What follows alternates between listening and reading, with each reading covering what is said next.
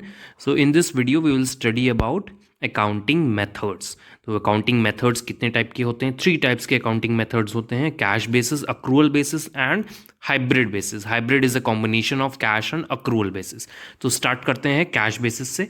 What is cash basis accounting? तो देखते हैं मीनिंग क्या है कैश बेसिस अकाउंटिंग की.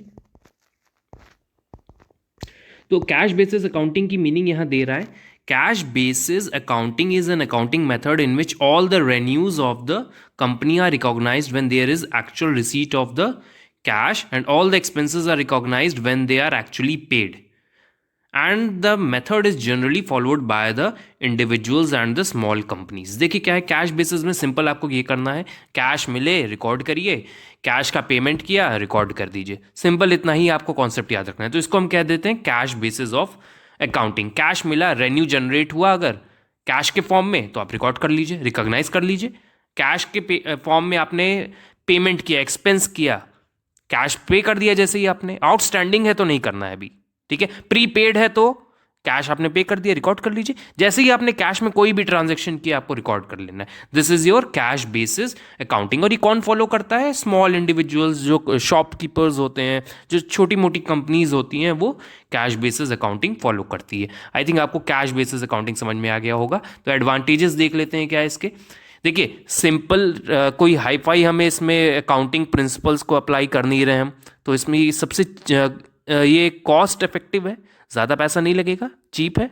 तो ये एडवांटेजेस देखते हैं क्या.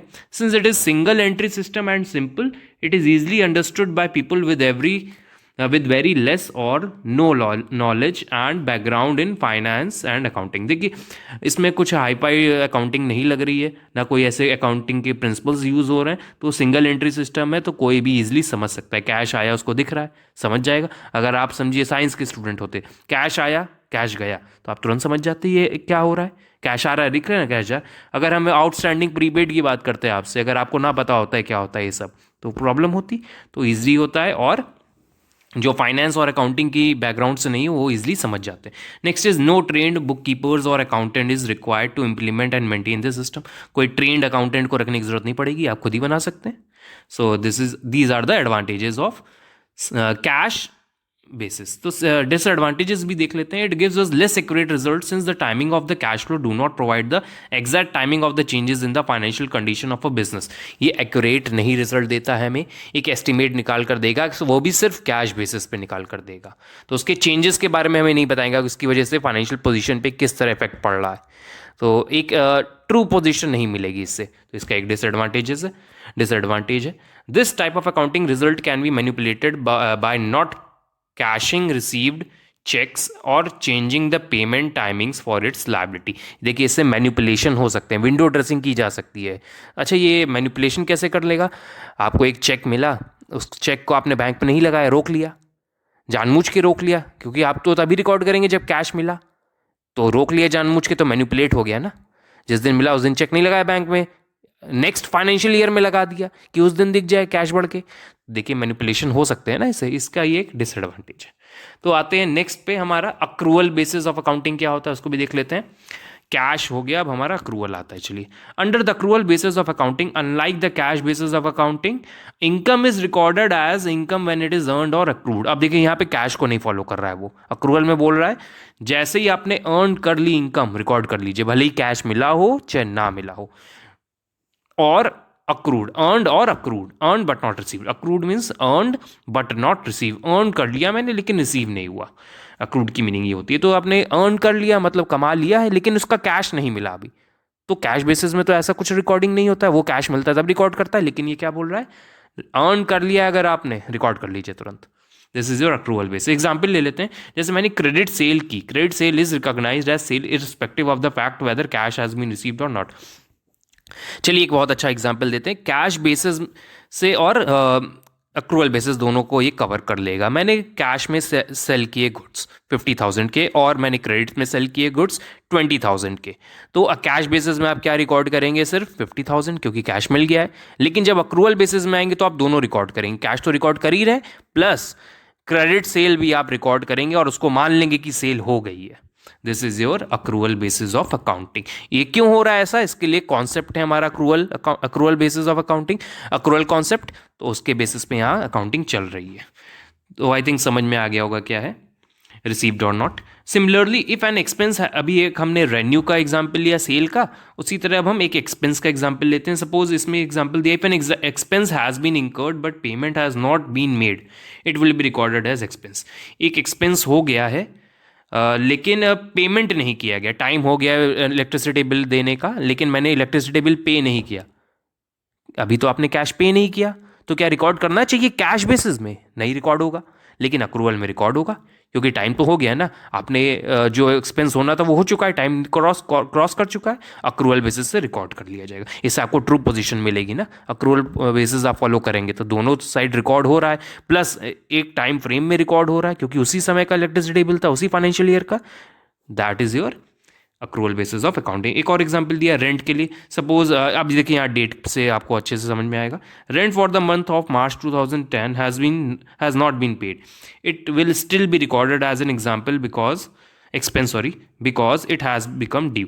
2010 का मार्च का रेंट आउटस्टैंडिंग था, आपने पे नहीं किया मार्च में। मार्च में फाइनेंशियल ईयर क्लोज होता है, आपको आपने अकाउंटिंग पीरियड कॉन्सेप्ट पढ़ा था, जहाँ कॉन्सेप्ट में पढ़ाया था हमने आपको कि 2 कैलेंडर ईयर और फाइनेंशियल ईयर होता है, तो ये फाइनेंशियल ईयर है हमारा, तो मार्च को क्लोज होगा, तो मार्च में आपने पे नहीं किया, कैश बेसिस में नहीं रिकॉर्ड करेंगे मार्च में। अगर आपने अप्रैल में पे कर दिया तो वो नेक्स्ट फाइनेंशियल ईयर में आ गया ना, लेकिन वो रेंट किस महीने का था? मार्च का था। तो देखिए कैश बेसिस को फॉलो कर रहे हैं तो गलत अकाउंटिंग निकाल कर दे रहा है। अक्रूवल को तो हम क्या, अक्रूवल में क्या करेंगे, मार्च में ही रिकॉर्ड कर लेंगे, आउटस्टैंडिंग के नाम से नहीं पे हुआ है। तो this is the difference between cash and accrual basis. I think accrual समझ में आ गया होगा। चलिए आगे देखते हैं इसमें क्या है।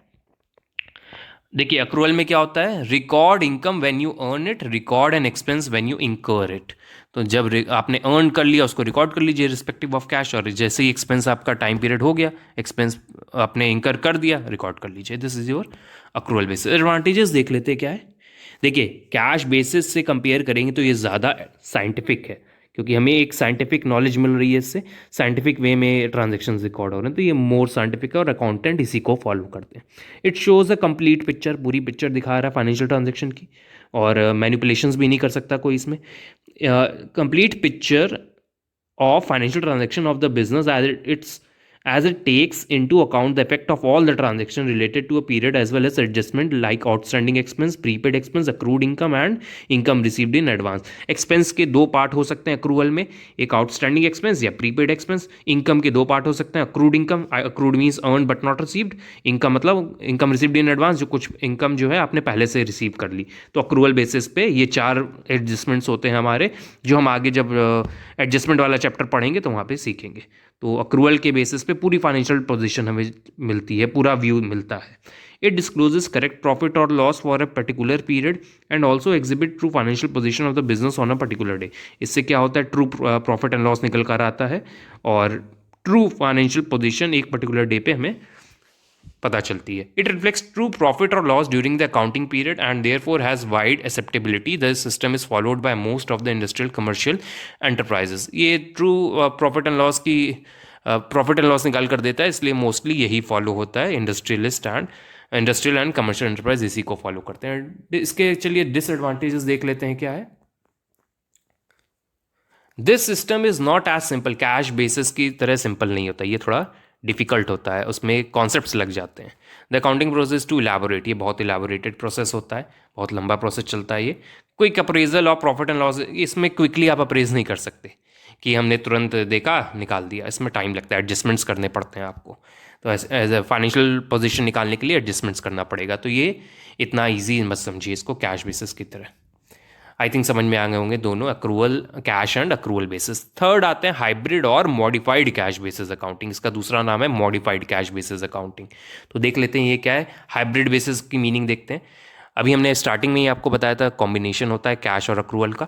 When using the hybrid method use parts of cash basis and accrual basis accounting, दोनों की अकाउंटिंग हम इसमें यूज कर लेते हैं। The hybrid method makes it possible to track cash flow and see long term financial health. इसमें क्या होगा, हम कैश फ्लो के बारे में भी एक तरफ देखते रहेंगे, और जो 4 चीज़ें अभी हमने बताई अक्रूवल में, outstanding, prepaid, accrued, received in advance, तो ये चारों के बारे में भी पता चल जाएगा फाइनेंशियल हेल्थ के बारे में भी पता चलता रहेगा. Some companies are required to use the hybrid method. These business include, कुछ कंपनीज होती हैं उनको ये मेथड फॉलो करना पड़ता है, जैसे माइनिंग ऑपरेशन, मैन्युफैक्चरर्स जो होते हैं, होलसेलर्स होते हैं, रिटेलर्स होते हैं, उन लोग को ये फॉलो करना पड़ता है. तो आते हैं, देखते हैं. With the modified cash basis क्या होगा इससे effect. Current period revenues and expenses are treated exactly as in the cash basis. जो करेंट पीरियड का होगा, कैश में जो भी एक्सपेंसेस हुए होंगे उसको एक जगह हम रिकॉर्ड कर लेंगे. Expense covering more than one accounting period are allocated over the useful life of the asset. जो एक्सपेंसेस हैं, सपोज मैंने एक्सपेंस किया 50,000 का मशीन खरीदने में, तो मशीन तो 1 साल तो चलेगी नहीं, हो सकता 5 साल चले, तो आप मशीन को इलेबोरेट कर देंगे, उसके 10,000 के खर्चे को 5 साल में डिवाइड कर देंगे. तो ये आपका मॉडिफाइड या हाइब्रिड हाइब्रिड बेसिस होता है. तो चलिए, आई थिंक आगे एडवांटेजेस पे देखते हैं क्या है.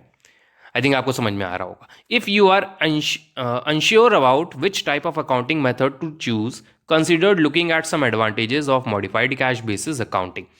अगर आपको प्रॉब्लम हो रही है कि कौन सा मेथड चूज़ करें, तो आप क्या करिए, हाइब्रिड को चूज़ करिए. For many small business owners, accrual basis accounting might be too complex and difficult to understand. Using modified cash basis is easier to comprehend than the accrual method, but also gives you access to more accounts than cash basis. देखिए, अगर आपको accrual समझने में problem हो रही है, तो आप कौन सा मेथड यूज़ करिए अपने बिजनेस में, मॉडिफाइड और हाइब्रिड बेसिस, तो ये ज़्यादा अच्छा रहेगा. ये दो एडवांटेजेस. इसके डिसएडवांटेज पे देखते हैं.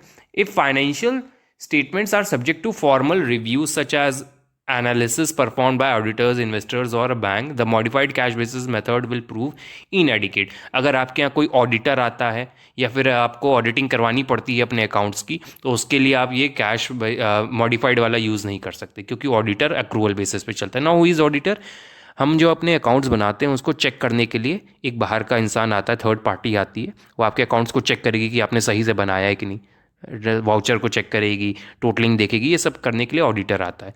तो वो कौन सा मेथड बोलता है आप यूज़ करिए, अक्रूवल. तो ये एक इसका डिसएडवांटेज है, नहीं माना जाएगा, ऑडिटर इसको नहीं मानेगा. The modified cash method may only be used for internal purpose because it does not comply with IFRS. ये मॉडिफाइड जो कैश मेथड अकाउंटिंग है, ये अपनी कन्वीनियंस के लिए हम यूज़ करते हैं, इसको हम प्रेजेंट नहीं कर सकते IFRS में. अच्छा, ये IFRS आ गया. अब इंटरनेशनल फाइनेंशियल रिपोर्टिंग स्टैंडर्ड क्या है, कुछ इंटरनेशनल स्टैंडर्ड्स होते हैं जो हम फाइनेंशियल स्टेटमेंट बनाने में फॉलो करते हैं. अगर हम इंटरनेशनल स्टैंडर्ड फॉलो कर रहे हैं, तो आप ये अकाउंटिंग अपनी करेंगे तो अक्रूवल बेसिस पे करनी होगी. ये मॉडिफाइड को नहीं यूज़ कर सकते, ना ही कैश को यूज़ कर सकते हैं. तो वहाँ पर ये IFRS के केस में ये नहीं चलेगा. तो ये डिसएडवांटेज है इसका. IFRS क्या है उसके लिए आगे एक वीडियो बनेगा. और the generally accepted accounting principle अगर आप फॉलो कर रहे हैं तो नहीं चलेगा. गैप के लिए हमने वीडियो बना रखे हैं पहले, उसको आप चेक कर सकते हैं. Which outline what procedure companies must follow when preparing their officially reported financial statement. GAAP और IFRS बताते हैं कि आपको कैसे बनाना है, आप अपने मन से नहीं बना सकते. तो ये इसके कुछ डिसएडवांटेजेस. तो थैंक यू एवरीवन.